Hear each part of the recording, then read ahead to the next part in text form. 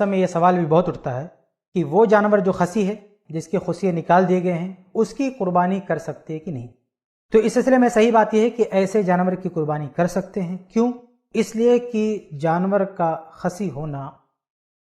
یہ ان عیوب میں سے نہیں ہے جو قربانی سے مانع ہو۔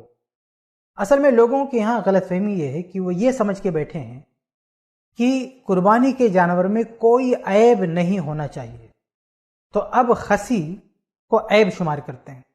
کہتے ہیں کہ دیکھو اس کے اندر اتنا بڑا عیب ہے، اس کا خصیہ نکال دیا گیا، اتنا بڑا عیب ہے، اس کی قربانی کیسے کریں؟ تو یہ سب کیوں بحث ہو رہی ہے؟ کیونکہ ان کے ذہن میں یہ ہے کہ قربانی کے جانور میں کوئی عیب نہیں ہونا چاہیے، جبکہ یہ بات ہی غلط ہے۔ قرآن اور حدیث میں کہیں ایسا نہیں ہے کہ قربانی کے جانور میں کوئی عیب نہیں ہونا چاہیے، بلکہ قرآن و حدیث میں یہ ہے کہ قربانی کے جانور میں فلاں فلاں عیب نہیں ہونا چاہیے۔ فلاں فلاں عیب کی بات ہے، قرآن میں جانوروں کا ذکر ہے، اور عیوب کی بات اللہ کے نبی صلی اللہ علیہ وسلم نے اپنی احادیث میں گنائی ہے، جیسا کہ سنن نبی داؤد کی حدیث نمبر 2802، اس میں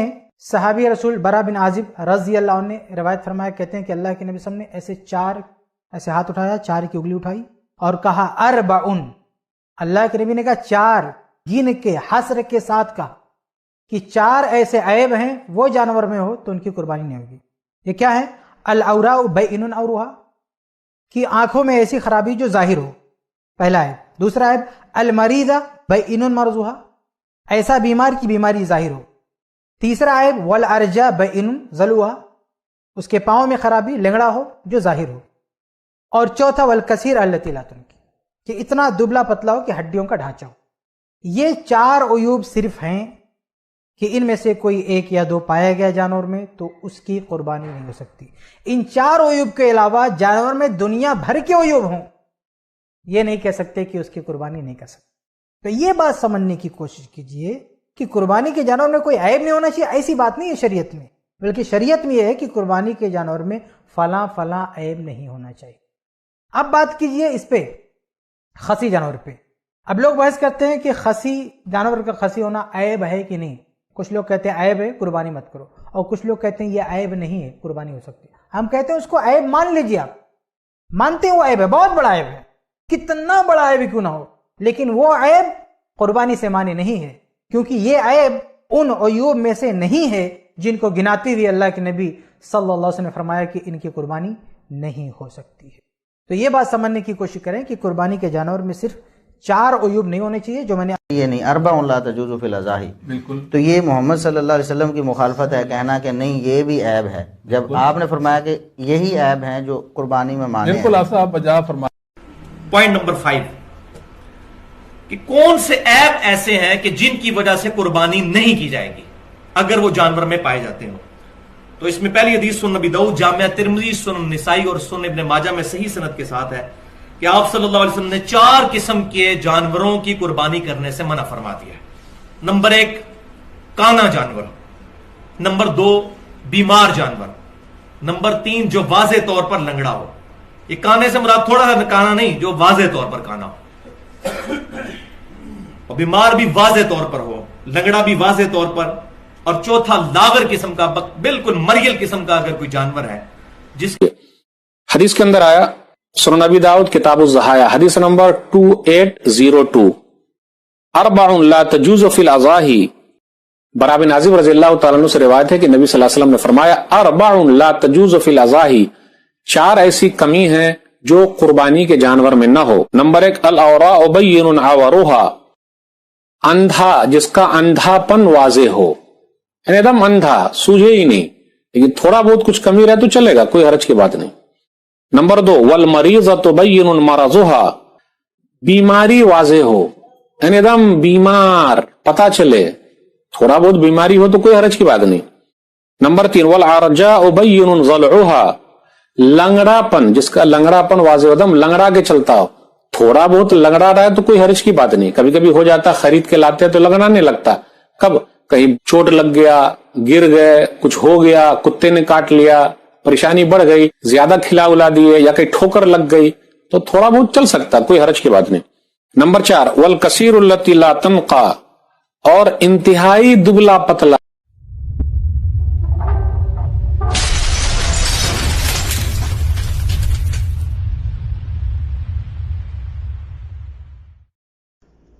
السلام علیکم ورحمۃ اللہ وبرکاتہ. اعوذ باللہ من الشیطان الرجیم. بسم اللہ الرحمن الرحیم. قال اللہ تبارک وتعالی فی قرآن المجید یا ایہا الذین آمنوا ان جاءکم فاسق بنبأ فتبینوا ان تصیبوا قوما بجہالۃ فتصبحوا علی ما فعلتم نادمین.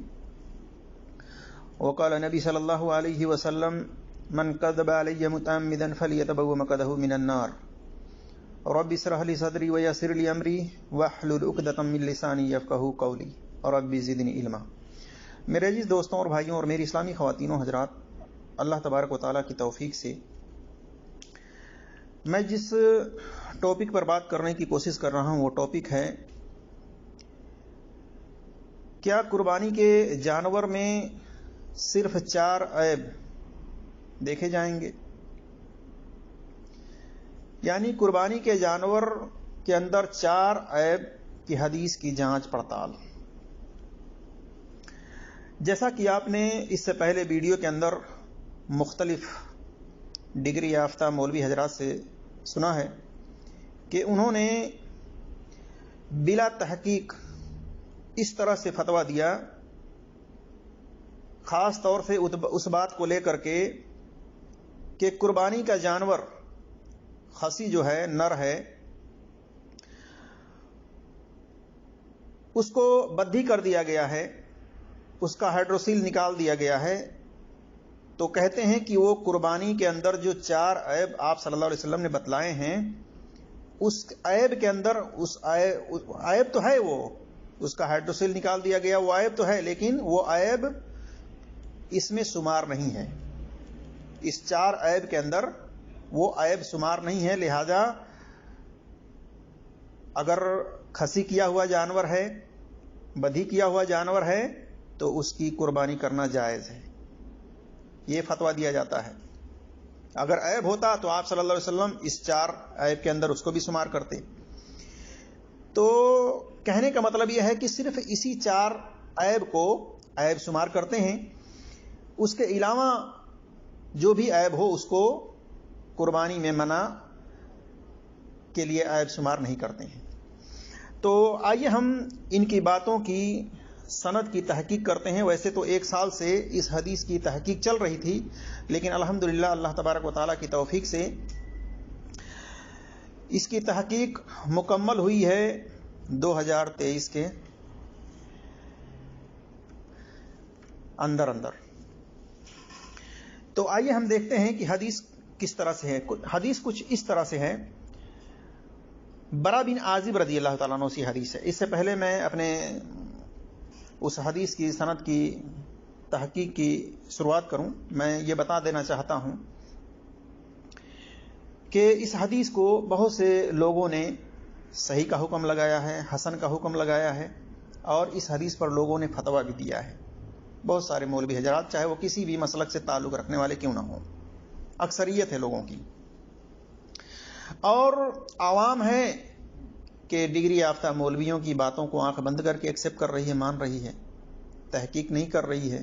جبکہ تحقیق کرنے کا حکم اللہ تبارک و تعالیٰ نے سورہ حجرات آیت نمبر 6 میں دیا ہے کہ تمام ایمان والوں کو اللہ تبارک و تعالیٰ نے حکم دیا ہے کہ اگر تمہارے پاس کوئی فاسق خبر لے کر آئے تو اس کی تحقیق کر لیا کرو. تو تحقیق کرنی چاہیے، کسی محقق عالم سے، متبع سنت عقیدے والے سے سوال کرنی چاہیے سند کے بارے میں. اسی طرح سے آپ صلی اللہ علیہ وسلم کی طرف کوئی ایسی بات منسوب کرنا جو غیر ثابت نہ ہو، یہ آپ صلی اللہ علیہ وسلم نے ایسے لوگوں کے لیے جو جان بوجھ کر کے اس طرح کی بات کرتے ہیں، ان لوگوں کے لیے وارننگ آپ صلی اللہ علیہ وسلم نے دی ہے. فرمایا صحیح بخاری میں حدیث نمبر 109 110 وغیرہ میں، من کذب علی متعمدا فلیتبوأ مقعدہ من النار، کہ جس نے جان بوجھ کر کے میری طرف جھوٹی بات ایسی منسوب کی جس کو میں نے نہیں بیان کی ہے، تو اس کو چاہیے کہ اپنا ٹھکانہ جہنم بنا لے. تو بہرحال جان بوجھ کر کے علتوں کے بارے میں جان لینے کے بعد اس کو نبی صلی اللہ علیہ وسلم کی طرف منسوب کرنا یہ درست نہیں ہے. ہاں محقق ہیں جن لوگوں نے تحقیق کی ہے، اگر ان کی تحقیق غلط ثابت ہوئی پھر بھی ان کی محنت کی وجہ سے، ان کے جذبے کی وجہ سے، ان کی کوشش کی وجہ سے 1 اجر کے وہ مستحق ہیں، 1 اجر انشاءاللہ ان کو ملے گا. لیکن اگر صحیح ہو تو اس پر دوہرا اجر ملتا ہے، جیسا کہ حدیث سے ثابت ہے، صحیح حدیث سے۔ اب آئیے ہم دیکھتے ہیں کہ حدیث کا مفہوم کیا ہے۔ تو اس بارے میں یہ تمام حدیثیں برا بن عازب رضی اللہ تعالیٰ عنہ کی طرف منسوب ہیں۔ برا بن عازب رضی اللہ تعالیٰ عنہ نے قربانی کے ان جانوروں کے عیبوں کو بیان کیا جنہیں نبی صلی اللہ علیہ وسلم ناپسند کرتے تھے یا انہیں قربانی کرنے سے منع کیا۔ کہا کہ نبی صلی اللہ علیہ وسلم نے اپنے ہاتھ سے اسی طرح اشارہ کرتے ہوئے، جبکہ میرا ہاتھ آپ کے ہاتھ سے چھوٹا ہے، فرمایا 4 قسم کے جانوروں کی قربانی درست نہیں۔ نمبر 1، ایک کانا جس کا کانا پن واضح ہو، صاف طور پر دکھ رہا ہو۔ دوسرا، بیمار جس کی بیماری بالکل ظاہر ہو۔ تیسرا، لنگڑا جس کا لنگڑا پن بالکل واضح ہو، نمایاں ہو، دکھائی دے رہا ہو۔ چوتھا، ایسا کمزور دبلا پتلا جس کی ہڈیوں میں گودا نہ ہو۔ عبید نے کہا، میں اس جانور کو بھی مکروہ ناپسند جانتا ہوں جس کے کان میں نقص ہو۔ تو برا بن عازب رضی اللہ تعالیٰ عنہ نے کہا، جسے تم ناپسند کرو اسے چھوڑ دو، لیکن دوسروں پر اسے حرام نہ کرو۔ یہ حدیث سلیمان بن عبد الرحمن نے اکثر و بیشتر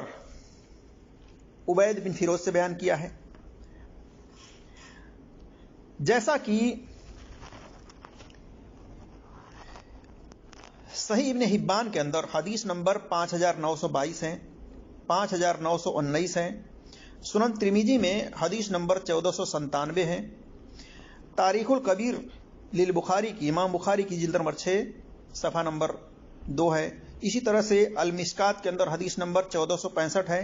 سنن ابن ماجہ کے اندر حدیث نمبر 3144 ہے، سنن نسائی میں حدیث نمبر 4374 ہے، اور مسند احمد کے اندر حدیث نمبر 18667 ہے، سنن دارمی کے اندر حدیث نمبر 1989 ہے، مستدرک الحاکم میں حدیث نمبر 1718 ہے، سنن کبرا للبہقی، امام بہقی کی سنن کبرا، اس کے اندر حدیث نمبر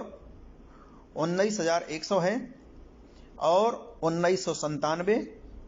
اور سنن کبیر امام بہقی کی، اس کے اندر حدیث نمبر 19130 ہے۔ اس میں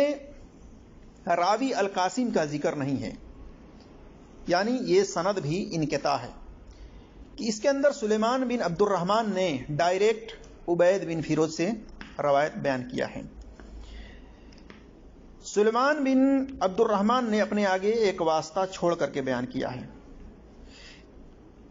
اور اسی طرح سے ان کے الفاظ کے ساتھ روایت بیان کیا ہے، اور راوی سلیمان بن عبد الرحمن نے سمیت کے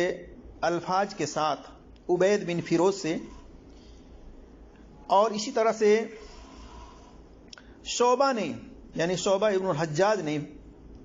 انہوں نے بھی روایت بیان کیا ہے سمیت کو الفاظ کے ساتھ۔ سنن نسائی کے اندر حدیث نمبر 4375 ہے، 4376 ہے، اور مسند احمد میں حدیث نمبر 18510 ہے، صحیح ابن خزیمہ کے اندر حدیث نمبر 2912 ہے، شرح مانی الآثار للطحاوی کی حدیث نمبر 6052 پر ہے، المنتقى لابن الجارود کی حدیث نمبر 907 ہے، تہذیب الکمال کے اندر جلد نمبر 19 صفحہ نمبر 228، مستدرک الحاکم میں حدیث نمبر 1718، اسی طرح سے التمہید لابن البر کی جلد نمبر 20 صفحہ نمبر 166 ہے۔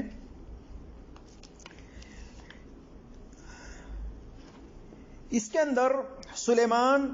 بن عبد الرحمن نے سمیت کے الفاظ استعمال کیے ہیں، سما کے بارے میں، سننے کے بارے میں ڈیٹیل بتلائے ہیں، لیکن انہوں نے ڈائریکٹ عبید بن فیروز سے روایت بیان کی ہے، بیچ میں القاسم راوی کا واسطہ انہوں نے ترک کیا ہے، جیسا کہ آگے اور وضاحت آئے گی۔ اور اسی طرح سے راوی عمرو ابن الحارث نے اپنے آگے سلیمان بن عبد الرحمن کا واسطہ چھوڑ کر عبید بن فیروز سے ڈائریکٹ روایت بیان کی ہے، جیسا کہ الموطا کے اندر حدیث نمبر 1060 پر دیکھ سکتے ہیں اردو والے ترجمے میں۔ اسی طرح سے البغوی شرح سنہ کے اندر حدیث نمبر 1123 ہے، سنن دارمی کے اندر حدیث نمبر 1988 ہے، سنن کبرا للبہقی کے اندر حدیث نمبر 19094، اور سنن کبیر کے اندر امام بہقی کی حدیث نمبر 19125، مسند احمد میں حدیث نمبر 18675، شرح مانی الآثار شرح مشکل الآثار للطحاوی کی حدیث نمبر 6051 ہے، اور عمرو ابن الحارث ان سلیمان بن عبد الرحمن ان عبید بن فیروز کی پوری سند آپ دیکھ سکتے ہیں صحیح ابن حبان میں حدیث نمبر 5921، یعنی 5921 پر صحیح ابن حبان کے اندر عمرو ابن الحارث نے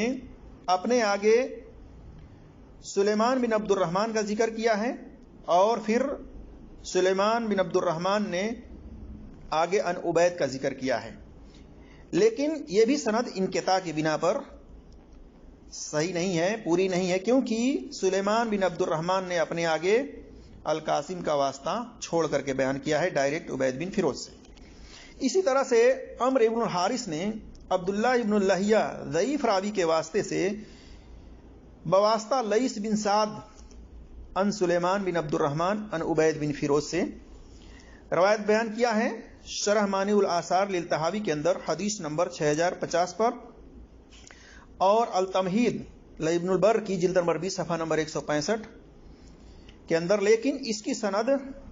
ضعیف ہے۔ ایک تو اس کی سند میں انقطاع ہے، کیونکہ اس کی سند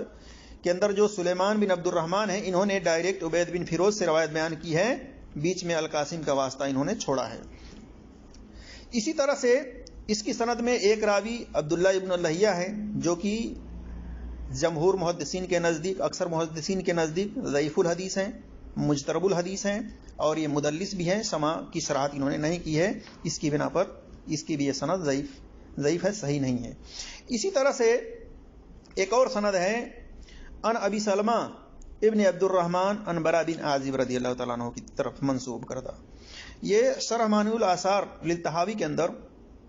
حدیث نمبر 6053 پر ہے۔ اس کی سند بھی ضعیف ہے، کیونکہ اس کی سند کے اندر ایوب بن شوید راوی متروک الحدیث ہے، ضعیف الحدیث ہیں، اور دوسرا راوی یحییٰ بن ابی کثیر یہ مدلس ہے، اس نے روایت ان سے بیان کیا ہے، سما کی صراحت اس نے نہیں کی ہے۔ اسی طرح سے ایک حدیث ابو سعید الخدری رضی اللہ تعالیٰ عنہ سے شرح مانی الآثار للطحاوی کے اندر حدیث نمبر 6540 پر ہے، 6054 پر ہے، یہ بھی ضعیف ہے، کیونکہ اس کی سند کے اندر ایک راوی شریک ہے جو کہ صحیح الحفیظ ہے، اس کا حافظہ خراب ہو گیا تھا، اس کی بنا پر یہ روایت کی سند بھی ضعیف ہے۔ اسی طرح سے اب آپ کے سامنے ہم مزید وضاحت کرتے ہیں کہ جس سند میں سلیمان بن عبد الرحمن نے لفظ ان سے عبید بن فیروز سے روایت کی ہے، تو سلیمان نے اپنے آگے ایک واسطہ چھوڑ کر عبید سے روایت کی ہے،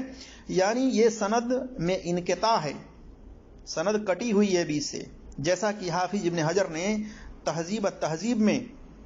حدیث نمبر 3028 پر امام علی بن مدینی کا قول نقل کیا ہے، اور حوالہ دیا ہے ان کی کتاب العلل کا، نقل کیا ہے کہ قال ابن مدینی لم یسمع من عبید بن فیروز، اور امام بہقی نے بھی نقل کیا ہے اس قول کو سنن کبیر کے اندر جلد نمبر 14 صفحہ نمبر 197 میں، اور میری تحقیق میں جلد نمبر 9 صفحہ نمبر 274 حدیث نمبر 19128 میں، کہ سلیمان بن عبد الرحمن لم یسمع من عبید بن فیروز، کہ سلیمان بن عبد الرحمن نے عبید بن فیروز سے نہیں سنا ہے۔ اور جس سند میں شعبہ ابن الحجاج سے ہے کہ سلیمان نے سمیت عبید کہا ہے، اس کا رد خود علی بن مدینی نے کیا ہے، اور بھی لوگوں نے کیا ہے، جیسا کہ حافظ ابن حجر کی اتحاف المحرہ کے اندر حدیث نمبر 2105 کے تحت دیکھ سکتے ہیں، اور امام بہقی نے سنن کبیر کے اندر حدیث نمبر 19125 کے تحت لکھا ہے، امام علی بن مدینی کا قول، یعنی جس سند میں عمرو ابن حارث نے عبید بن فیروز سے روایت بیان کیا ہے ڈائریکٹ، اس کے بارے میں انہوں نے کہا ہے عمرو ابن حارث لم یسمع من عبید بن فیروز، کہ عمرو ابن حارث نے عبید بن فیروز سے سما نہیں کیا ہے، اس نے نہیں سنا ہے، پتا چلا کہ یہ بھی سند منقطع ہے، کٹی ہوئی ہے بیچ سے. اور سنن کبریٰ بہقی جلد نمبر 9 صفحہ نمبر 274 حدیث نمبر 19094 پہ اور 19095 کے تحت میں آپ دیکھ سکتے ہیں. اسی طرح سے سنن کبریٰ بہقی حدیث نمبر 19096 کے اندر عمر ابن الحارث نے ان یزید ابن حبیب ان عبید سے روایت کی ہے. علی بن مدینی کہتے ہیں لم یسمع یزید بن حبیب من عبید، کہ یزید بن حبیب نے عبید سے نہیں سنا ہے. پتا چلا کہ یہ بھی سند کے اندر انقطاع ہے، بیچ سے کٹی ہوئی یہ سند، پوری سند نہیں ہے، یہ بھی ضعیف ہے. اسی طرح سے اکثر حدیث کی سند میں سلیمان بن عبد الرحمن نے اپنے آگے ایک راوی القاسم کا واسطہ چھوڑ کر عبید بن فیروز سے روایت کیا ہے، جیسا کہ آگے کی سند سے پتا چلتا ہے. سنن کبریٰ للبہقی کے اندر حدیث نمبر 19099 اور التمہید لابن بر کی جلد نمبر 20 صفحہ نمبر 166، سنن کبیر کے اندر امام بہقی کی حدیث نمبر 19129 کے اندر آپ دیکھ سکتے ہیں پوری سند سے پتا چلتا ہے اس کے اندر کہ یہ جو روایت ہے یہ القاسم نے عبید بن فیروز سے روایت بیان کی ہے. عبید بن فیروز سے سلیمان بن عبد الرحمن نے روایت نہیں بیان کی ہے. جن لوگوں نے القاسم کا واسطہ چھوڑ کر بیان کیا ہے عبید بن فیروز سے، وہ تمام کی تمام سند کے اندر انقطاع ہے، وہ تمام کی تمام سند کٹی ہوئی ہے، پوری سند نہیں ہے. پوری سند آپ کو ملے گی سنن کبیر کے اندر امام بہقی کی حدیث نمبر 19129 کے اندر، اسی طرح سے سنن کبریٰ بہقی کے اندر حدیث نمبر 19099 وغیرہ میں. اس کے اندر سلیمان بن عبد الرحمن نے القاسم مولا خالد ابن یزید سے یہ روایت بیان کیا ہے، لیکن حدیث تو سیم ہے، متن سیم ہے، لیکن یہ سند میری تحقیق کے مطابق صحیح نہیں ہے، کیونکہ اس کی سند کے اندر 2 راوی مجہول الحال ہیں. ایک راوی عمر بن عبد العزیز ابن قتادہ جن کی کنیت ابو نصر ہے. ان کو متقدمین محدثین جو 300 سال ہجری تک وفات پانے والے ہیں ان میں سے کسی نے بھی ان کو ثقہ نہیں قرار دیا ہے. اسی طرح سے دوسرا راوی علی ابن الفضل بن محمد کنیت ابو الحسن، یہ بھی مجہول الحال ہے، واللہ اعلم بالصواب. اسی طرح سے امام ترمذی کی طرف منسوب کتاب العلل کبیر صفحہ نمبر 247 پر قاسم کی حدیث کو علی بن مدینی نے، یعنی علی بن مدینی کی طرف منسوب کیا گیا ہے کہ انہوں نے کہا عثمان ابن عمر کی حدیث زیادہ صحیح ہے، جبکہ محمد بن اسماعیل بخاری نے کہا، ان کے بھی قول کو وہاں پر نقل کیا گیا ہے کہ انہوں نے کہا میں اسے یعنی عثمان بن عمر کو کچھ نہیں سمجھتا، کیونکہ عمر ابن الحارث اور یزید بن ابی نے سلیمان بن عبد الرحمن حبیب کی سند سے، عبید بن فیروز کی سند سے، برا بن عازب رضی اللہ تعالیٰ عنہ کی سند سے روایت کی ہے، ہمارے نزدیک یہ زیادہ صحیح ہے. تو دیکھیے اس کا جواب یہ ہے کہ پہلی بات یہ ہے کہ کتاب علل کبیر امام ترمذی کا ہونا باسند صحیح ثابت نہیں ہے، کیونکہ اس کتاب کی سند میں ایک راوی ابو حامد التاجر جو کہ احمد ابن عبداللہ ابن داؤد المروزی مجروح بھی ہے، اس پر جرح ہے اور مجہول الحال بھی ہے. اور دوسرا امام ترمذی کا شاگرد احمد ابن علی ابن الحسن جو کہ غیر ثقہ نہیں ہے اور اس پر جرح موجود ہے. دیکھیے حافظ زبیر علی زئی رحمۃ اللہ علیہ کی کتاب مقالات جلد نمبر 6 صفحہ نمبر 224. اور لسان المیزان میں جلد نمبر 1 صفحہ نمبر 223 224، دوسرا نسخہ جلد نمبر 1 صفحہ نمبر 335 337۔ معلوم ہوا کہ یہ کتاب معتبر ہی نہیں ہے، لہذا یہ دلیل غیر ثابت ہے، امام بخاری رحمۃ اللہ علیہ کی طرف منسوب کردہ۔ اور خود امام بخاری رحمۃ اللہ علیہ نے اس حدیث کی سند عثمان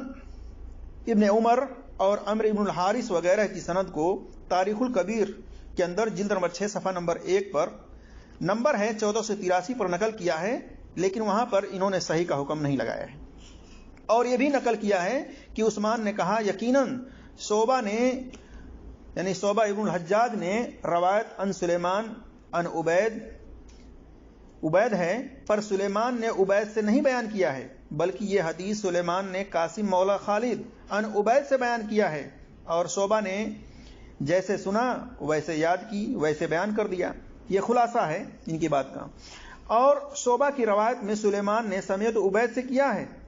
اس کو امام بخاری صحیح سمجھتے ہیں کا قول امام بہقی نے سنن کبیر جلد نمبر 9 صفحہ نمبر 275 پر علل کبیر ترمذی کے حوالے سے نقل کیا ہے، جو کہ وہ کتاب ہی معتبر نہیں ہے، تو حوالہ کیسے معتبر ہوگا؟ تو یہ کہنا کہ امام بخاری رحمۃ اللہ علیہ نے شعبہ کی روایت پر اعتماد کیا ہے، اس کو صحیح مانا ہے، یہ ثابت ہی نہیں ہے امام بخاری رحمۃ اللہ علیہ سے کہنا، کیونکہ وہ امام ترمذی کی کتاب ہی ہونا وہ ثابت نہیں ہے علل کبیر۔ اسی طرح سے امام بہقی رحمۃ اللہ علیہ نے سنن کبیر میں حدیث نمبر 1929 کے تحت علی بن مدینی کا قول نقل کیا ہے کہ کہا عثمان نے کہ لیث ابن سعد نے کہا یا ابا الحارث کہ اے ابو الحارث کیا یقیناً شعبہ نے اس حدیث کو سلیمان بن عبد الرحمن نے عبید بن فیروز سے سنا ہے؟ تو کہا ابو الحارث نے کہ لا نہیں، بلکہ یقیناً اس حدیث کو سلیمان نے القاسم مولا خالد بواسطہ عبید ابن فیروز سے بیان کیا ہے، اور یہی بات امام بخاری رحمۃ اللہ علیہ کی بھی نقل ہے کہ القاسم سے سما سلیمان نے کیا ہے، تہذیب الکمال میں جلد نمبر 23 صفحہ نمبر 386۔ اور ایک حدیث دوسری متن کے ساتھ عمر بن حارث نے سلیمان بن عبد الرحمن کے واسطے سے باواسطہ القاسم سے روایت کی ہے، صحیح سند سے سنن ابن ماجہ کے اندر حدیث نمبر 2812 پر دیکھ سکتے ہیں، یعنی قاسم تک یہ سند بالکل صحیح ہے۔ معلوم ہوا کہ سلیمان بن عبد الرحمن نے ڈائریکٹ عبید بن فیروز سے نہیں سنی ہے، بلکہ بیچ میں واسطہ القاسم کا ہے، اس کے ذریعے سے سنی ہے، اس کے ذریعے سے روایت بیان کی ہے، تو اس سے سننا ثابت ہے۔ لیکن یہ جو 4 عیب جانور کے بارے میں قربانی کے منع کی جو دلیل ہے، یہ صحیح سند سے ثابت ہی نہیں ہے میرے عزیز دوستوں اور بھائیوں۔ اسی طرح سے اکثر سند میں القاسم کا واسطہ چھوڑ کر عبید بن فیروز سے روایت بیان کی گئی ہے، وہ سب منقطع ہے، سب کٹی ہوئی ہے، اور خاص طور سے سلیمان نے اکثر روایت میں عبید سے بیان کی ہے، ان سے سمیت وغیرہ کے الفاظ سے، لیکن سلیمان نے عبید سے نہیں سنا ہے، جیسا کہ خود علی بن مدینی نے نقد رجال میں صفحہ نمبر 401 میں نمبر ہے 13 پر لکھا ہے سلیمان بن عبد الرحمن لم یسمع من عبید بن فیروز، کہ سلیمان بن عبد الرحمن نے عبید بن فیروز سے نہیں سنا ہے۔ تو میرے عزیز دوستوں اور بھائیوں، خلاصہ کلام یہ ہے کہ یہ حدیث تمام کی تمام مجموعی طور سے اصول حدیث و اسماء الرجال و جرح و تعدیل کے میزان پر ضعیف ہے، انقطاع ہونے کی وجہ سے کوئی بھی سند اس میں سے معتبر نہیں ہے، اعتبار کے لائق نہیں ہے، لہذا اس کو دلیل میں پیش کرنا اور قربانی کے جانور میں صرف یہی 4 عیب کی قید بندی کرنا یہ ثابت نہیں ہے، بلکہ قربانی کے جانور ٹھیک ٹھاک ہونے چاہیے، صحیح سلامت ہونے چاہیے، صحت مند ہو، خوبصورت ہو، اور ایک شرط یہ ہے کہ قربانی کے جانور میں کہ وہ 2 دانتا ہو۔ اکثر و بیشتر لوگ اس بات کا خیال نہیں کرتے، بلکہ وہ عمر دیکھتے ہیں، جبکہ حدیث کے اندر عمر کی کوئی قید نہیں بتائی گئی ہے، عمر کی کوئی قید نہیں لگائی گئی ہے، بلکہ آپ صلی اللہ علیہ وسلم نے فرمایا صحیح مسلم کے اندر حدیث نمبر 1963 وغیرہ میں لا تذبحوا الا مسنہ، مت کرو جانور کی قربانی مگر دو دانتا۔ پتہ چلا کہ قربانی کے لیے جانور کے اندر یہ ہو کہ وہ صحت مند تندرست ہو، خوبصورت ہو اور دو دانتا ہو، چاہے وہ نر ہو چاہے مادہ ہو، دو دانتا ہونا چاہیے۔ اور اسی طرح سے آپ صلی اللہ علیہ وسلم بغیر کھسی کیے ہوئے، بغیر بدھی کیے ہوئے ہی جانور کی قربانی کرتے تھے۔ عبداللہ بن عمر رضی اللہ تعالیٰ عنہما خود مدینہ کے اندر بازار سے عید الاضحیٰ کے دن بغیر کھسی کیا ہوا، بغیر بدھی کیا ہوا جانور لانے کا حکم دیتے تھے قربانی کرنے کے لیے۔ کسی صحابی سے یہ ثابت نہیں ہے، نہ آپ صلی اللہ علیہ وسلم سے باسند صحیح ثابت ہے کہ آپ صلی اللہ علیہ وسلم نے یا کسی صحابی نے کھسی کیا ہوا جانور، بدھی کیا ہوا جانور کی قربانی کی ہو۔ لہذا ہمیں اس سے بچنا چاہیے اور ایسے جانور کی تلاش کرنی چاہیے قربانی کے لیے جو دو دانتا ہو، جو خوبصورت ہو، صحت مند ہو۔ اگر اپنے معاشرے کے اندر، اپنے ملکوں کے اندر بغیر بدھی کیا ہوا جانور نہ ملے تو بکری کی قربانی کریں، بشرطے وہ صحت مند ہو، تندرست ہو اور دو دانتا ہو۔ تو میرے عزیز دوستوں اور بھائیوں، کھسی کیا ہوا جانور، بدھی کیا ہوا جانور کی قربانی نہ کریں، اور جو 4 عیب والی حدیث کے مطابق فتویٰ دیتے ہیں وہ حدیث، اصول حدیث، وہ اسماء الرجال و جرح و تعدیل کے میزان پر سند ضعیف ہے، وہ صحیح نہیں ہے۔ واللہ عالم بالصواب۔ اللہ تبارک و تعالیٰ سے دعا ہے کہ اللہ تبارک و تعالیٰ ہم تمام مسلمانوں کو قرآن اور صحیح حدیث پر عمل کرنے کی توفیق عطا فرمائے اور ہر ایک کی بات کی تحقیق کرنے کی توفیق عطا فرمائے۔ آمین یا رب العالمین۔ السلام علیکم ورحمۃ اللہ وبرکاتہ۔